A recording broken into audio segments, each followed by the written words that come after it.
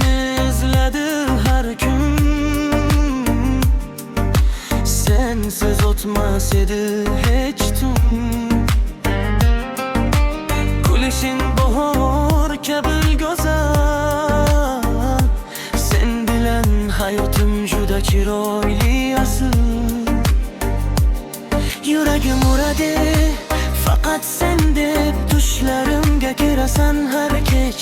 Qo'llaringni qo'y qo'limga sekin, sevging menga bo'ldi eng yaqin. Sen mening yuragimda, muhabbatim har nafasda.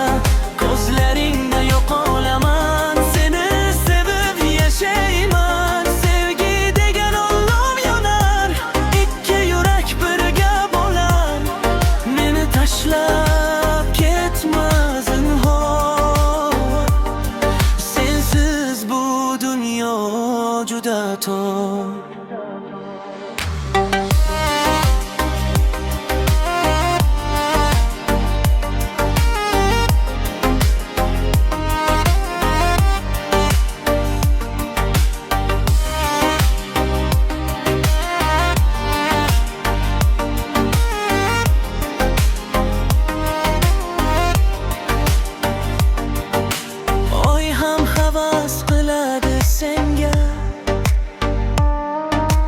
Yulduzlar ham boqadi bizga.